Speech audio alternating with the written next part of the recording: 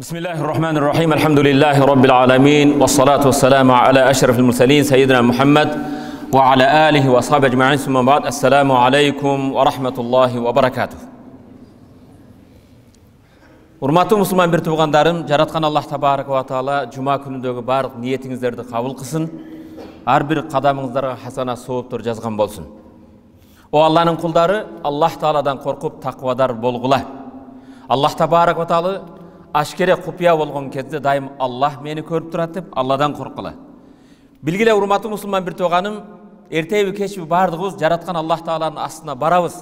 Allah Taala'nın астына барган кезде ата балаға, бала атасына ешкімге жардам бере албай турган күн болот. Ошол күндөн корккула. Luqman сүресінің 33. ayatında jaratkan Allah tabaraka ve taala mınday deyt: "A'udzu billahi mineşşeytanirracim. Ya eyyuhan nas ittaqu rabbakum vakhshaw yawman la yajzi walidun an waladihi ve la mawludun huwa jazin an walidihi şey'a. İnne va'dallahi haqq. Fela taghurrannakum al-hayatud dunya ve la yaghurrannakum billahil gharur." Sadaqallahul azim. Ya eyyuhan nas, o insanlar. Bardıq insaniyatqa qayrılуу Allah taala. Ya Yuhannas o insanlar ittaqu rabbakum, sizlerdi jaratkan Rabbыңардан Allah Taala'dan korkula. Kameradan emes, bireudun udostоврениясынан emes, дубинкасынан emes, oturgan kreslosidan emes. Kimden? Allah'dan, Rabbыңардан korkula. Вахшау, жана Allah Taala'dan ушундай korku, yawman bir күндөн korkula.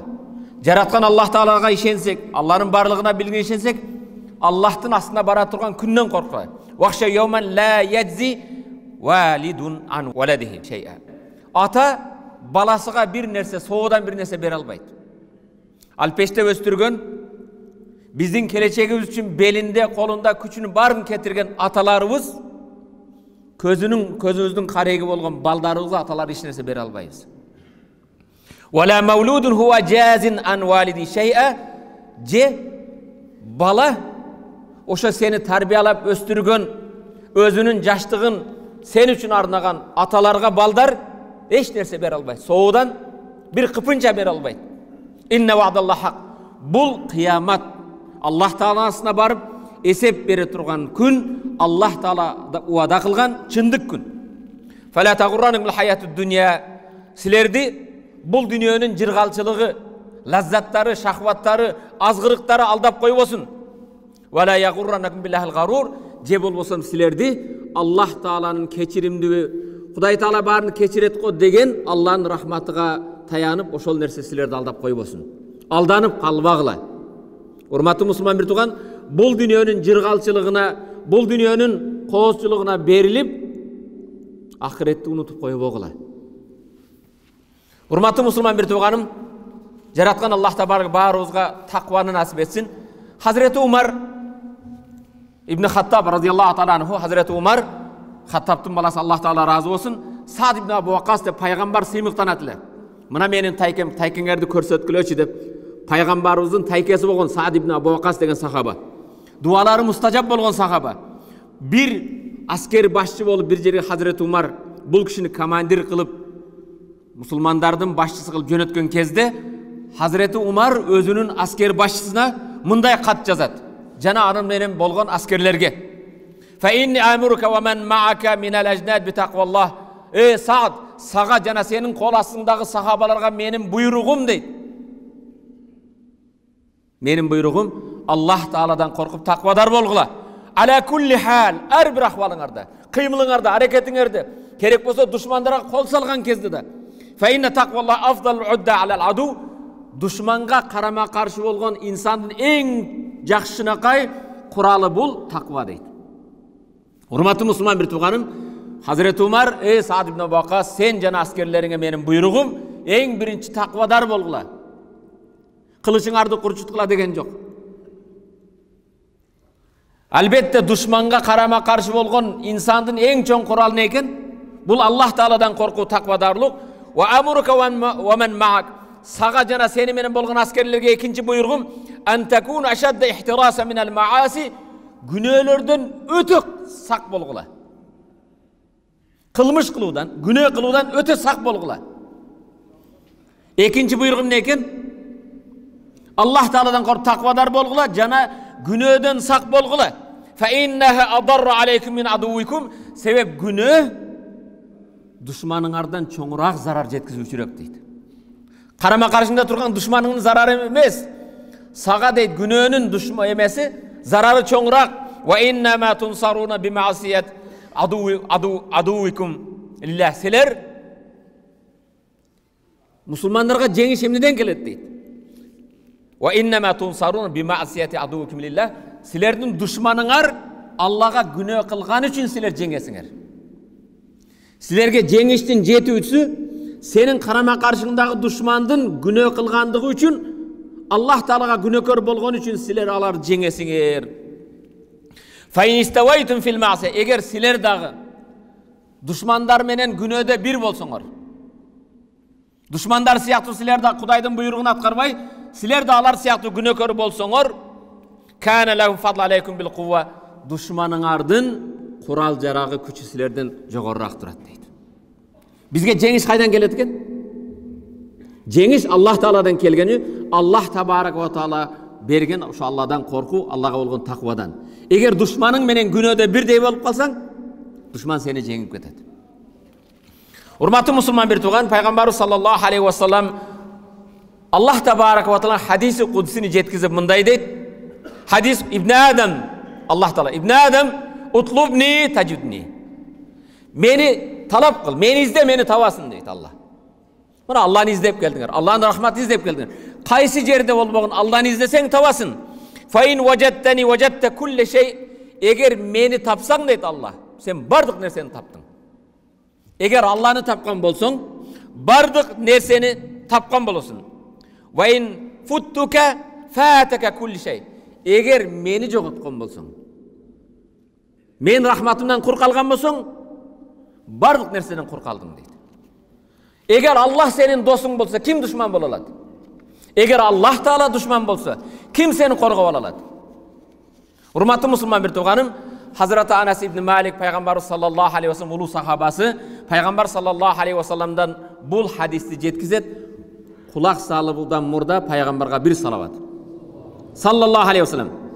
Мен канатил ахирату хаммаху. Кимдин жашоодогу кайгысы, гамы, ойлогон ою, пикири акырет болса. Кимдин бул жашоодогу анын тынчын алган кайгысы, гамы, пикири акырет болса, жаалаллах гина фи калби. Аллах Таала ал адамдын жүрөгүнө муктажсыздык, байлык берип коет.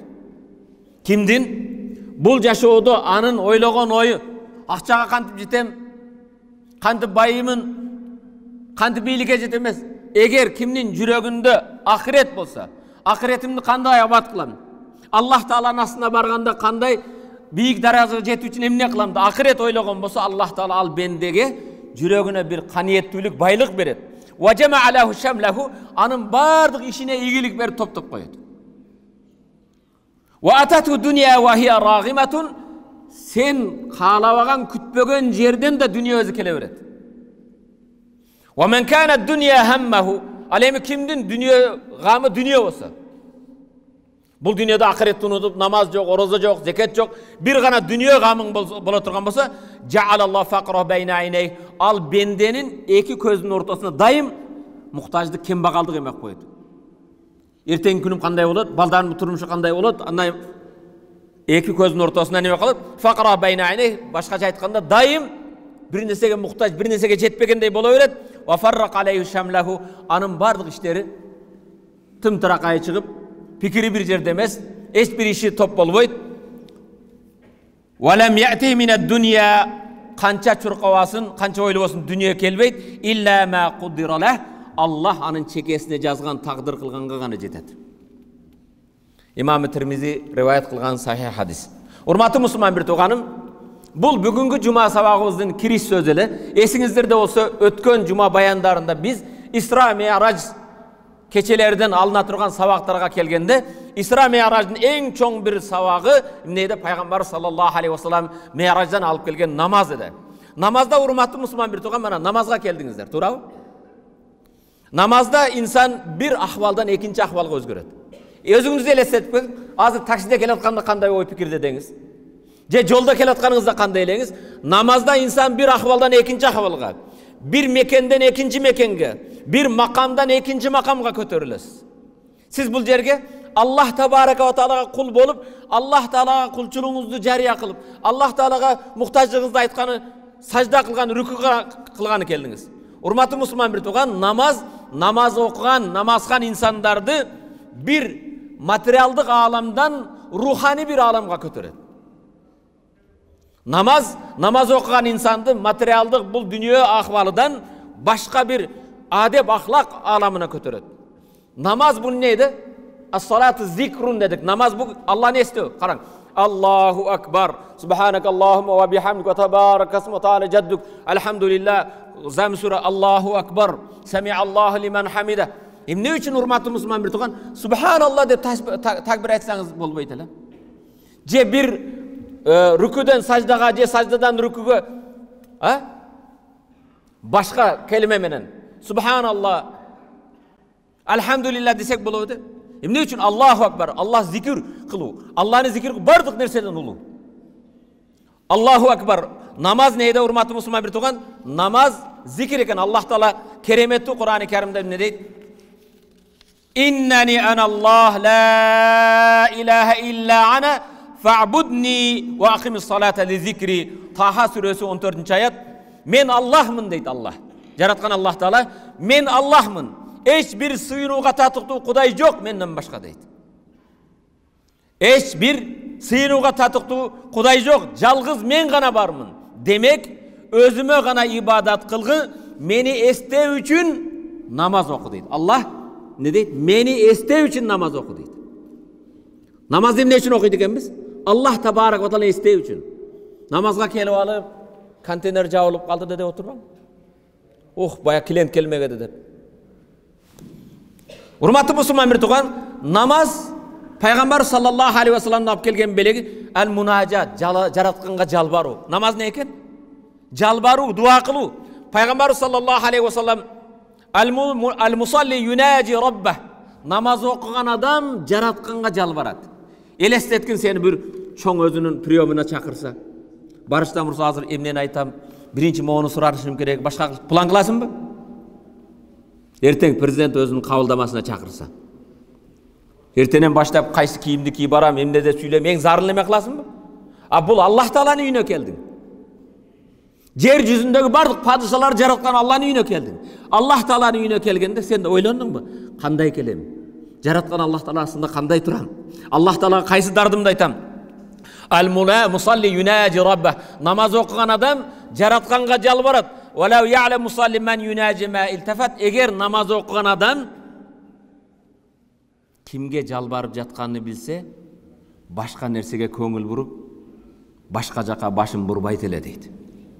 Elestetkin, sağa prezident betme bet sen dardыңды ugatsa sen başka jaka karıp süyleysin mi?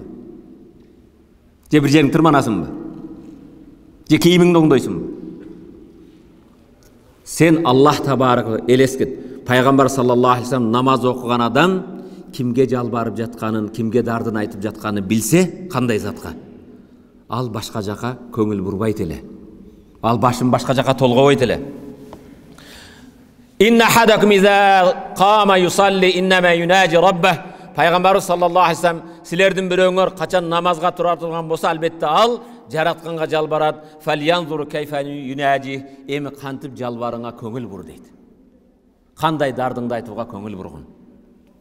Урматы мұсылман бір туған, намаз балхе уруж иlallah. Намаз денеңіз біздің 7 апрель мешітті болған менен, рухыңыз менен ми'раж, пайғамбар көтерілген 7 асманнан жоғары биіктікке көтерілесіз. Пайғамбар саллаллаху алейхи ва саллям мындай дейді: "Ас-салату ми'ражул му'мин." Намаз имандуудун ми'ражы дейді. Аллаху акбар. Урматы мұсылман бір туған, қандай улуу пайғамбардың үмметісің? Қандай улуу пайғамбар саллаллаху алейхи ва салламдың belegi sizlerge tatlıkta oldu. Karang. Peygamber sallallahu aleyhi ve sellem ne deydi? As-salatu mi'rajul mu'min. Namaz imanduğudun mi'rajı deydi. Sen bu yerde sen ruhun peygamber kötörülgen, biyiktik'e kötörületken. Ve yekfi enne nebi sallallahu aleyhi ve sellem iza hazaba amr badara ila salat. Bul namaz oşonda jaratkanga jalbar ekenine dalil sen emes. биздин сүйүктүү пайгамбарыбыз саллаллаху алейхи вассаламдын башына бир түйшүк келген кезде, элестетин бүгүн башыбызга бир проблема келсе, сразу посредник издейбиз, ортомчу ким болот, тааныш издейбиз, башка издейбиз. Бирок пайгамбар алейхиссаламдын башына бир түйшүк келсе, пайгамбар намазга чуркажып экен. Аллах таалага жалбаруу үчүн ортомчу керекпи? Ортомчу керек эмес. Пайгамбар саллаллаху алейхи вассалам Хазрати Билалге айтат: "Арихна биха я Билал. Я Билал, акимис салат ва арихна биха." Эй Билал, намазга икамат такбир айт дагы биз эс алдырчы дейт. Пайгамбар эмнеде эс алат экен? Бүгүн силер кафеге барып эс аласыңар. Чайханада, самоварда, өзгөн күрүч менен, баткен күрүч менен, ак турпактын күрүч менен аш жегенде эс аласың жыргап, же 5 бармак жегенде. Туурабы? Же кино көрүп эс аласыңбы?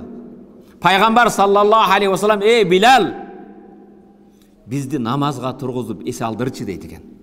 Бүгүн кээ бир мусулмандар намаздан чыкканда эс алат да. Тезирээк токтотчу, эс алайык дейт. Ибн Аббастан Аллах Таала разы болсун, пайгамбар саллаллаху алейхи вассалам атасы Аббастан, уулу Абдулладан да Аллах разы болсун, пайгамбар саллаллаху алейхи вассалам эми намаз урматтуу мусулман бир тууган.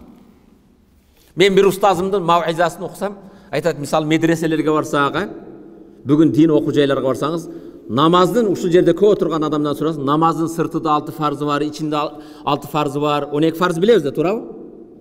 Даратта 4 бар, таям мындай ошо дини китептерди окуган кезде намаздын сыртындагы 6 фарзы кайсы?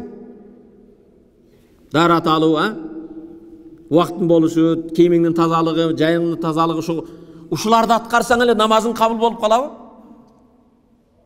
Мындай суп-суксак болуп, инсандын бир ичиндеги бир эмени ойготпойт да. Дарат ала турган болсоңуз, кийимиңиз таза болсо, кыбланы караган болсоңуз, жай намазга турган болсоңуз, өз убагында окуган болсоңуз, намазыңыз кабыл болду дейсизби? Пайгамбарыбыз саллаллаху Аллах Тааладан хадиси кудсин жеткизип, "О намазга келген менин бир туугандарым, эми кулак сал, намазың кандай кабыл болот? Ооба, жанагы сырттагы иштеги фарздарды аткар, бирок намаздын кабылын Аллах Таала айтат. Кал Аллах Таала: "Инни ла атакаббалус салата." Аллах Таала айтат: "Мен дейт намазды кабыл албаймын" дейт Аллах. Баягы шарттар болсо да, илля бирок кабыл алам. Кимден? Миммен тавада ли азамати, ким намаз менен менин улуулугума тичипел болуп менден корксо дейт. Намазды Аллах Тааладан коркуп окуйбуз. Аллахтын рахматын үмүт кылып окуйбуз. Азабынан коркуп окуйбуз.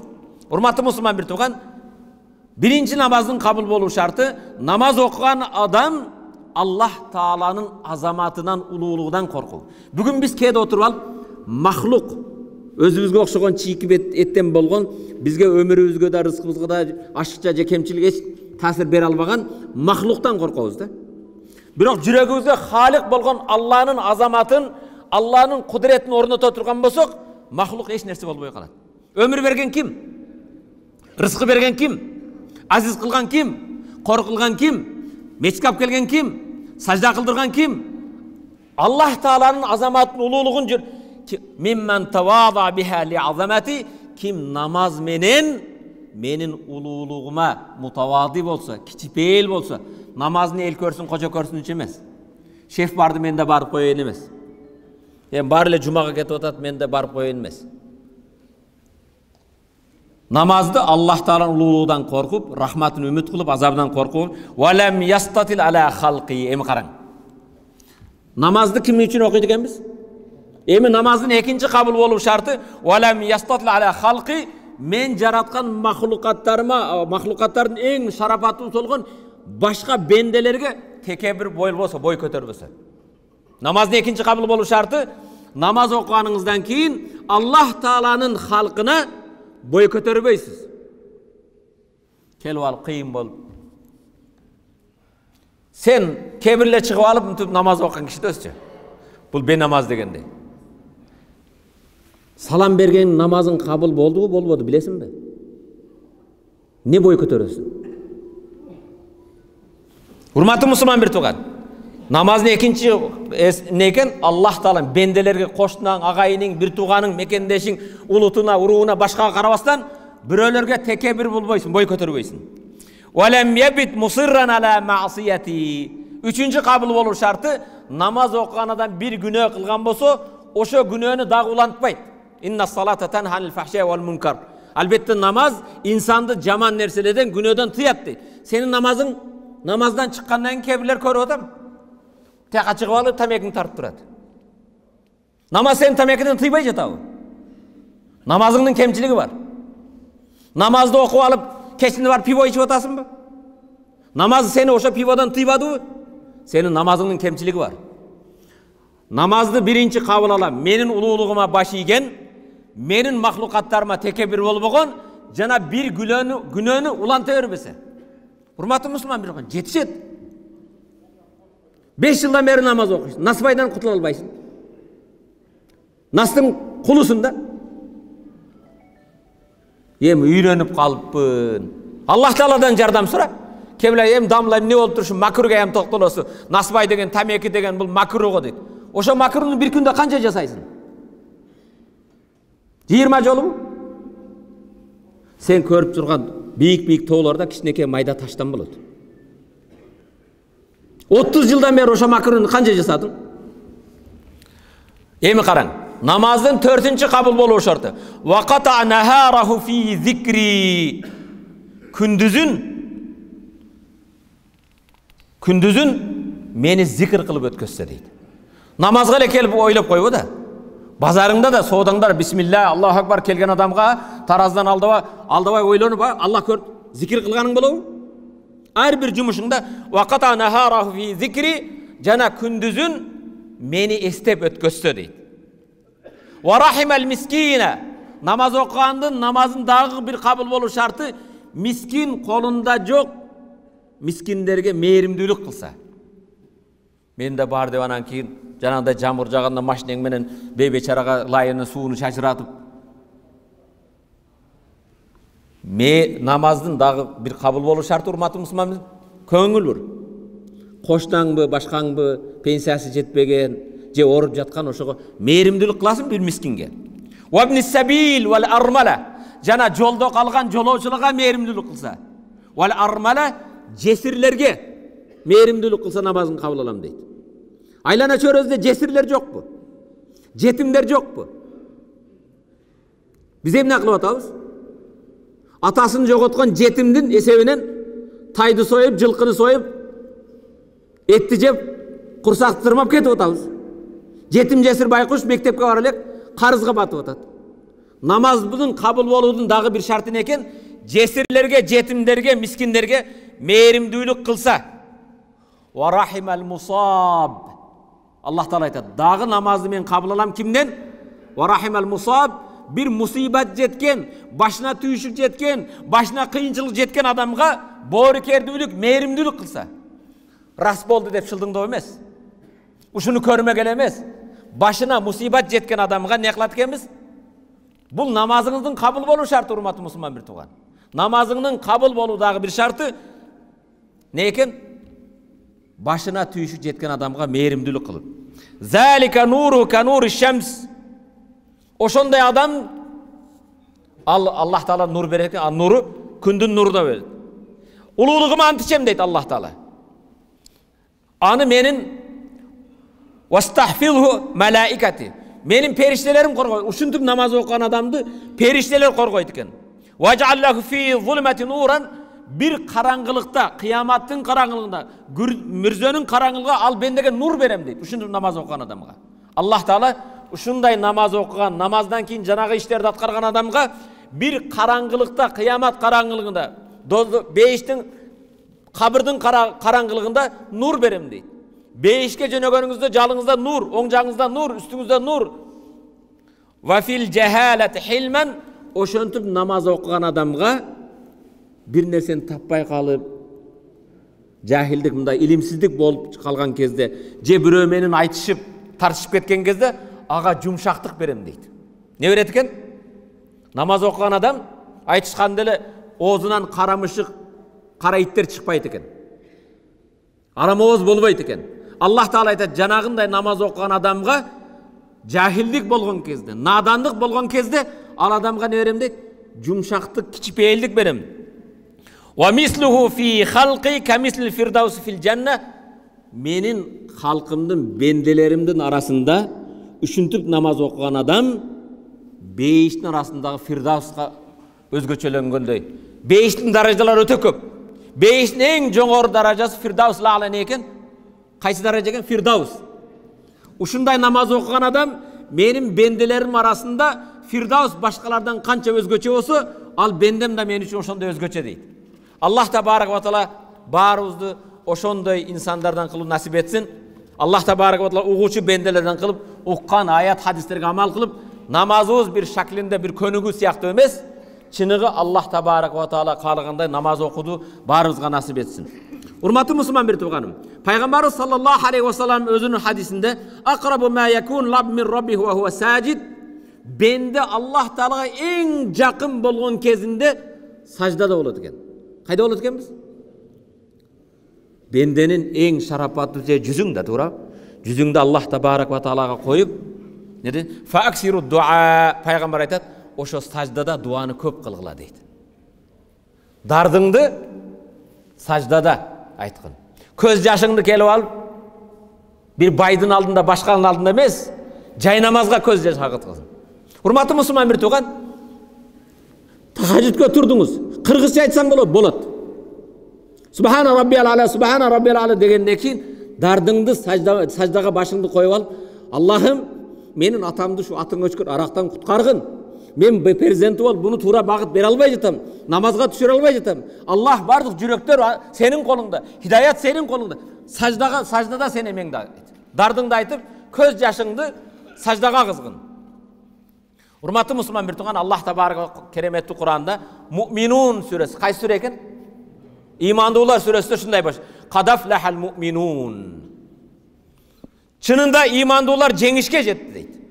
Жеңиш бул не? Бейиш. Бул жерде партиянын утканы башкасы эмес. Же берсин футболдо жеңишке жеткениң эмес. Чынында имандуулар жеңишке жетишти дейт. Ай бейишке. Кадафлахал муъминун. Кайсы имандуулар бейишке жетти?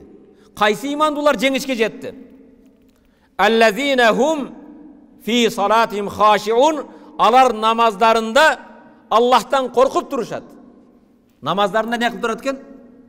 Аллахтын рахматыны үмүт кылып, азабыдан коркуп, Аллахым, намаз окуп атам деп бирөөгө эл көрсүн, кожо көрсүн эмес, текебирлик эмес. Имандуулар ийгиликке жеңишке жетти. Кайсы имандуулар десе, намаздарын коркуп окушат. Болуптур, экинчи шарт экен. Биринчиси намаз Аллах тааланын ийгиликке жетүү үчүн намазды не кылат экенбиз? Аллах тааладан коркуп окуйбуз. Валлазина хум анил лагви му'ридун. Имандуулардын сыпаты караң. Жана ийгиликке жеткен момундардын сыпаты биринчиси намаздарын коркуп окушат, экинчиси алар маанисиз сөздөрдөн ырак болушат. Валлазина хум анил лагви му'ридун. Маанисиз, пайдасыз сөздөрдөн ырак, алыс болушат. Ар бир нерсени кулак салып алып, амандык, аңдыганың жамандык болбойт да. Намазганда адамдар не болот экен? Сүйлөгөн сөзүңдө урматтуу мусулман, мындай отуруп сүйлөштөн мурда ойлончу. Ошо сүйлөгөн сөзүң диниңе, үй бүлөңө бир пайдасы барбы? Бүгүн мана соцсеттерге кирип алып бир жазган нерсебизди, сүйлөгөн нерсебизди ойлонуп көрөчү. Канчасы пайдасы бар, канчасы пайдасы жок. Имандуулар ийгиликке жетти, жеңишке жетет экен, бейишке. Биринчиси намаздарын коркуп окушат экен. Намазга эми билип кой. Жөн эле намазды Аллах Тааладан коркуп окугандан кийин экинчи сенин сыпатың керексиз, пайдасыз, сөздөрдөн не болот экен? Ырак, узак болосуң. Андан валлазина хум лиззакати фаилун. Үчүнчү эмеси намаз окуган адам жаман керексиз сөздөрдөн алыс болгондон кийин валлазина хум лиззакати фаилун. Алар зекет садакаларын беришет. Намазга не кылат экен? Урматтуу мусулман, кайсы акими сала ва закат, намаз окуса зекет бер деп келет. Кээ бирлер байлар бар, зекетин бергиси келбейт. Намаз кандай фарз болсо, зекет да фарз. Ийгиликке жеткен, бейишке жеткендердин үчүнчү сыпаты зекеттерин билет. Валлазина хум ли фуруджихим хафизун. Көңүл бир жаштар. Ийгиликке, бейишке жеткен имандуулардын дагы бир сыпаты, алар жыныстык мүчөлөрүн арамдан сакташат дейт. Çünkü nikesiz aram жолдордон, кумарын кандыруудан сактанышат. Ошол адамдар ийгиликке жетет. Урматтуу мусулман бир тууган, алыстап кетпейин темадан. Намаз. Пайгамбардын мираждан алып келген эң чоң белеги эмне экен? Намаз. Намаз бул имандуудун неси экен? Эми элестеткин, бир күндө канча минута бар? 24 saat бар, Канча минута бар? 1440 минута бар. Канча? 5 вакыт намаз урматтуу мусулман бир тууган. 25 минутуңду албайт да. Bir күндө 24 saat 1440 минуттун 1400'ün özüңө иштедит. 40 минутту акыретиң үчүн, Аллах үчүн бербейсиңби? Ушунчалык сараңсыңбы сен? Ушунчалык жадный, ушунчалык бакылсыңбы? Негизи өмүрүңдү ким берди? 1440 минут берген Аллахты 40 минутunu bendem, kişine tazalanıp benim için işletken ahirette sağa beyiş vereyim. En jogorgu жеңишке жеткизейин dese, oşo 40 minutаны Allah üçün emek kılbasan. Dastorkonda kança oturabız? Çayxanada dostlarың менен сапсата кылып kança oturasın? 5 vakit namaz 5 minuttan okusan 25 minutunda alat, turabı? Boptur, maşallah, darattарың менен başka 40 minutunda 1400 minutunda özüңe işite ver. 40 minutta Allah Teala üçün berbeseň, ahiretiň üçün berbeseň, ahmak kim? Kim nadan, çınıgı nadan? Урматтуу мусулман бир тууганым, негизги темага кирип коюн, кийинки сабакта улантабыз. Бул темабыз, урматтуу мусулман бир тууган, Имам Табарани чыгарган хадис, Мәсләмәтул Ансари, Мухаммад ибн Мәсләмә деген пайгамбар саллаллаху алейхи ва салламдын Хазирети Умардын замагында паштальондук кызматты аткарган улуу сахабалардан бирөөсү, Аллах Таала разы болсун, пайгамбар алейхиссаламдан бул хадисти бизге мындай жеткизет. Инна ли раббикум фи айями дахрикум нафахат. Силер жашаган замандарда, кылымдарда Аллах Табарак ва Тааланын бенделерге тартуулай турган белектери бар дейт. Биздин күндөрдө, айларда, замандарда, кылымдарда Аллах Табарак ва Тааланын бенделерине тартуулай турган несі бар экен? Белектери бар экен. Фатаарраду лаха. Ошо Аллах Тааланын белеги, рахматы жай турган жерге барып, өзүңөрдү аракет кылып, ошо этке өзүңөрдү түрткүлө.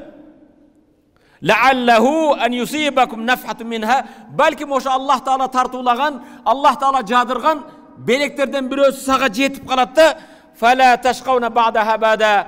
Ошо Аллахнын тартуулаган белеги сага тийгенден кийин, андан кийин эч бактысыз болбойсуң дейт. Урматтуу мусулман бир тууган, көңүл бур. Аллах Табарак ва Таала биздин жашаган күндөрдө, айларда, жылдарда Аллах Тааланын бенделерге жаадыра турган, арнай турган белектери, рахматтары бар экен. Ошол жерге барып өзүңдү кошуп аракет кылгын, балким ошо Аллах Таала тартуулаган белекке ээ чыгып каласың дагы, ал белекке ээ болсоң, андан кийин эч качан бактысыз болбойсуң дейт. Урматтуу мусулман бир тууганым, эмне маселени айтмакчымын? Бүгүн Шабан айынын нечиси? Канчасы болуп калды Шабан? 5-би? 6-сыбы? Канча экен? 5. Шабан айынын 5-си, урматтуу мусулман бир тууган. Пайгамбар саллаллаху алейхи ва саллам Пайгамбар саллаллаху алейхи ва саллам ибадатта, намаз, орозодо, Рамазаннан ташкары Шабан айында аракет кылгандай эч бир айда аракет кылбайт эле дейт. Пайгамбар саллаллаху алейхи ва саллам Шабан айы кирген кезде, мына Шабандан кийин Рамазан келет. Пайгамбар алейхиссалам Рамазаннан ташкары эң көп ибадат кылган, эң көп орозо туткан ай Шабан эле дейт. Айшен өз мындай дейт. Аллах Таала андан разы болсун. Лам якун наби саллаллаху алейхи ва саллам ясуму шахра аксар мин Шабан. Пайгамбар Рамазаннан ташкары Шабан айынан көрөк орозо кармаган ай жок эле дейт. Рамазаннан ташкары Шабанда эң көп орозо кармайт. Файна кана ясуму Шабан кулуб, балким пайгамбар Шабан айыны толук орозо кармачу эле дейт. Имам Бухари риваят кылган хадис, урматтуу мусулман бир тууган. Айша энебиз айтат, пайгамбар алейхиссалам Рамазан менен Шабандан башка айларда өтө көп орозо кармабайт эле. Рамазан фарз экенин билебиз, бирок пайгамбар алейхиссалам кээде Шабан айыны толук орозо кармайт эле. Умму Салама энебиз айтат, пайгамбардын өмүр жолдоштору айтат, Ma ra'aytu Nebi sallallahu aleyhi ve sellem yasumu şehrayni mutetabi'ayni illa Şaban ve Ramazan. Peygamber aleyhissalamdı ömüründe 2 aydı ulantıp tolluk oruza karmagan ay körgön emesmin Ramazan jana Şabandan başka. Peygamber aleyhissalam Şaban ayı men Ramazan ayından başka 2 aydı tolluk oruza karmaganını körgön jok elem dedi Ümmü Salama enemiz. Biroq men gördüm Peygamber Şabandı jana Ramazandı ulantıp 2 ay tolluk oruza karmaytı ele deydi. Bu hadisni İmam Tirmizi rivayet kılgan. Peygamber sallallahu aleyhi ve sellem Şaban ayında köp ibadet kıladılar. Emne üçün? Şaban ayının özgöçölüğü üçün. Şaban ayını biz ümmetlerine bildirүү üçün. Emne üçün? Şaban ayında bundan aldın Racab ayıydı. Racab ayında köp adamlar Racab ayında oruza karmadı, Racab ayında. Biroq Racab ayında kelgen hadisler köp zayıf hadisler. Şaban ayındağı bu İmam Bukhari, İmam Müslim çıkargan, İmam Tirmizi çıkargan sahih hadisler hurmatly Müslüman bir tuğan. Peygamber sallallahu aleyhi ve sellem emne üçün Şaban ayında köp oruza karmaytı ele? İmam Nesai özünün hadisinde Usama ibn Zeyd'den rivayet kılan hadiste Peygamber aleyhisselamdan mınday deydi. Kale kultu ya Resulallah araka tasumu şahra mineşşuhur ma tasumu mineşşa'ban. Ya Resulallah Şaban'da oruza karmaganday başka ayda sizdi körbeytilem. Usama ibn Zeyd degen edi ya Resulallah Şaban ayında siz oruza karmaganday başka aylarda körbeytilem. Şaban'da tolluk oruza karmayız. Kale zalika şar yaghfulun nas anhu beyne Racab ve Ramazan. Şaban ayı Racab menen Ramazandın ortasında 2 haram aydın 2 iyik aydın ortasında kelgen üçün Şaban ayında köp adamlar kapilette kalıp ketedi. Köngül burbay kalat. Ve huve şarun turfa fihi'l a'mal. Bu Şaban ayında insanların cıldık amalları Rabbil alaminge Allah Teala'ga kötörülöt. Ve uhibben yurfa amali ve ana saim. Peygamber aytdı. Menin amaldarım, cıldık amalım oruza ahvalda Allah Teala'ga kötörülüşün kalayım oşonduktan Şaban'da oruza karmayın dedi. Hurmatly Müslüman bir tuğan, elestetkin sen delongdu bergen kezde akırkı emelerin. Peygamber sallallahu aleyhi ve sellem Şaban ayında köp adamlar kapilette kalıp ketedi, köngül burbay koyot. Allah'ın ibadetlerden başkadan alыс bolup kalat. Al emi Şaban ayında insanlardın amaldары jaratkan Allah Teala'ga cıldık delo jabılıp kötörülө turgan kez eken. Menin delolarim kötörülgen kezde, namay amalım kötörülgen kezde oruza ahvalda kötörülüşünü kalayım deydi. Peygamber sallallahu aleyhi ve sellem qara. Gufira lehu ma taqaddama min zambihi ve ma ta'akhir. Peygamberдің ötken günöleri keçirgen. Gelecek günölerden saktalgan günösü yok. Beyiştin eşigin birinci aça turgan Allah Teala en süyüktü peygamberi eğer Şaban ayında uşuntup hareket kılıp oruza karmay turgan bolsa, ibadatка beken bola turgan bolsa, seni menen men kanday boluşubuz kerek? Hurmatly Müslüman bir tuğan. Sahabalar dağı bu Şaban ayında jarışat eken. Hurmatly Müslüman bir tuğan, Allah Teala sahabalardın uranı uşul eken.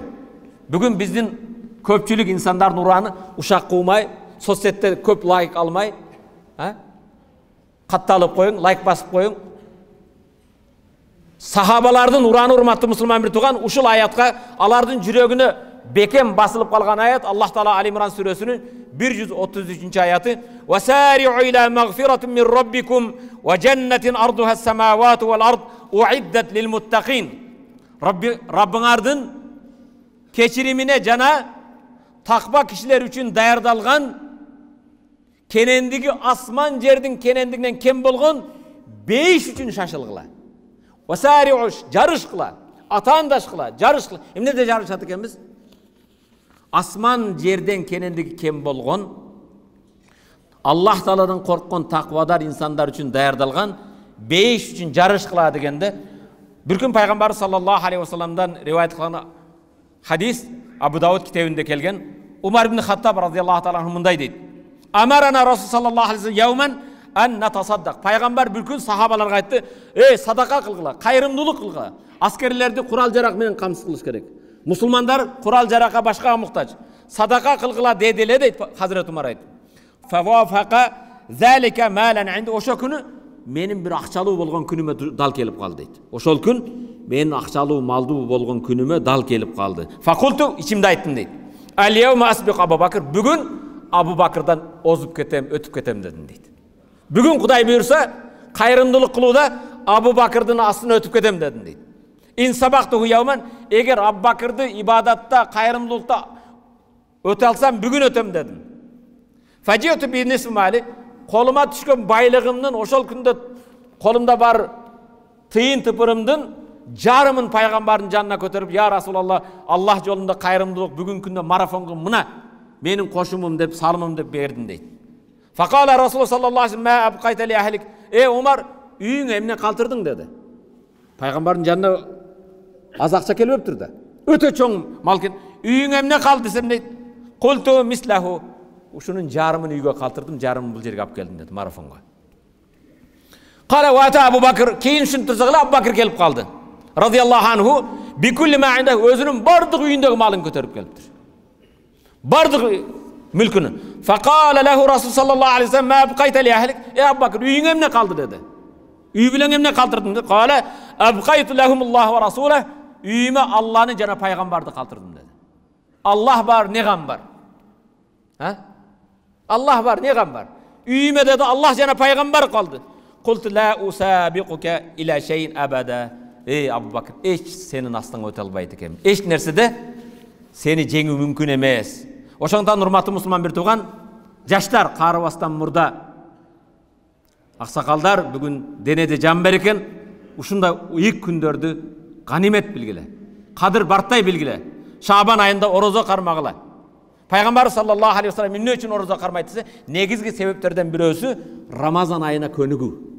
Эртең Рамазан келгенде, машалла, тахажжудка туруп үйрөнгөнсүз, кыямга туруп үйрөнгөнсүз, орозо кылып, биринчи Рамазанга кирип кетсең, анан айтат, ажеке бу кыйналып кеттим, суусап кеттим, давлениям көтөрүлүп кетти, сахарым көтөрүлүп. Шабан айында кичине аракет кыл. Бүгүн салкыныраак, иншалла. Акырын көнүгүп барасың да, туурабы? Иншалла Кудайым буйрса, келерки жумаларда баянды, иншалла бу сабагыбызды улантабыз деген үмүттөбүз. آمين. اللهم اغفر لنا ذنوبنا وكفر عنا سيئاتنا وتوفنا مع الأبرار برحمتك يا أرحم الراحمين.